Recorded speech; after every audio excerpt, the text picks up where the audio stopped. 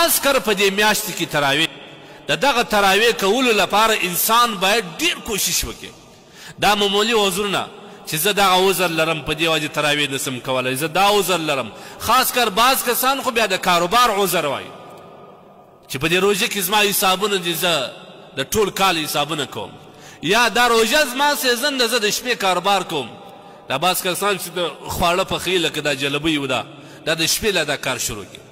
دې کسان ته موږ یو پیغام پرېږدو، دا ټول کال تا وګټلی، دا ټول کال دې وزغستل، ځان یې ستړی کړي، رقم دې وکړه، لیکن دغه یوه میاشت الله تا ته د عبادت سیزن درکړي، د کاروبار سیزن نه دی. دا ګورې واوره، دا د کاروبار سیزن نه دی، دا د عبادت سیزن دی. باید موږ په دې کې ښه عبادت وکړو. په دغه عذرو باندې تراویح پرېښول دا خو غیر قبول دی. دا که بنده ته په دې باندې ځان د بنده څه ځان خلاص کړې، د الله څه به په چیز ځان خلاصوي.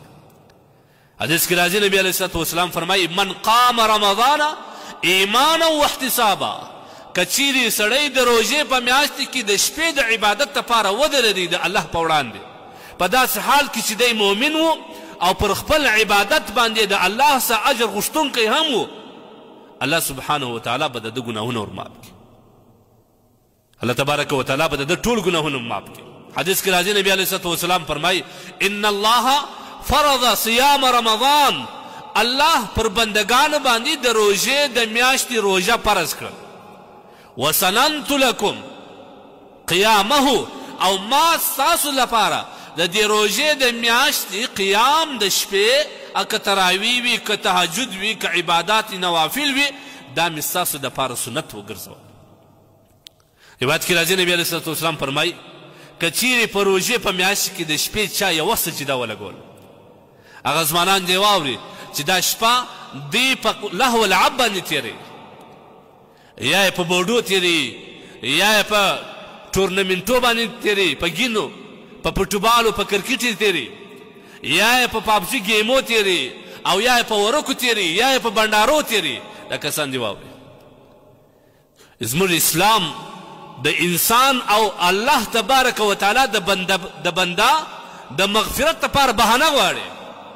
حدیث کې راځي من تقرب فيه بخصله، که چیرې یو سړی په دغه میاشت کې یو معمولي ښه کار یې وکړي، دا رقم دی لکه په عام حالت کې چې یو فرضي کار وکړي. یو سړی 2 رکعاته نفل وکړي، الله تبارک وتعالی دغه نفل د ده دومره زیات اجر ورکوي لکه په بل وخت کې د روژې د میاشتې څخه علاوه په بله میاشت کې لکه فرض لمونځ چې وکړي. موږ تاسو څونه غولېدلي. روایت کې راځي نبي علیه الصلاة والسلام فرمایي لیس من مؤمن يصلي في ليلة إلا كتب الله تعالى 1500 حسنة بكل سجدة. سبحان الله.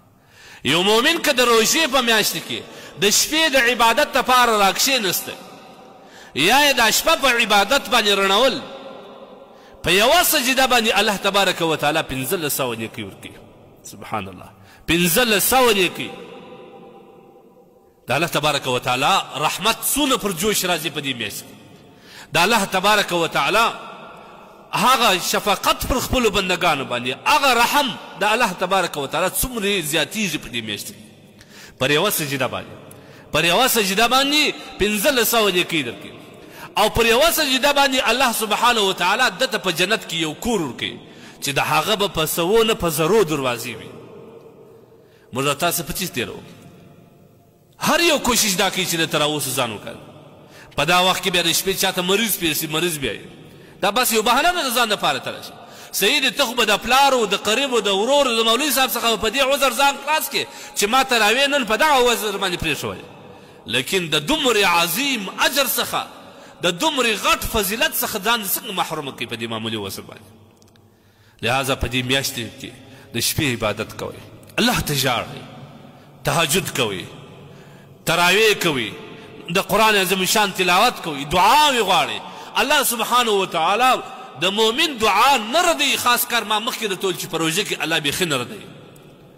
الله ته خواست وکړه، الله ته وژاړه، الله تبارک وتعالی به دې وبخښي. لہذا تراویح په معمولي وزر پرېښول دا نه، بل دا سنت مؤکده دی، دا قریب واجب ته دی، دا په معمولي عذر باندې نه پرېښول کیږي، نه ستا دا معمولي عذر د تراوو د پرېښولو لپاره یو سبب د عذر ګرځي، دا نه ګرځي.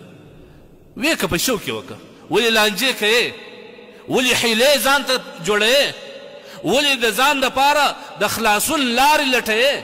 څه دی د ستا بدن دون حق تا باندې الله نه لري چې دا خپل بدن د الله تبارک وتعالی په عبادت کې صرف کړي، په رزق کې، په ګټه کې، په کاروبار کې، په خوراک او په څښاک کې خو دا بدن 24 ساعته مصروف کړی.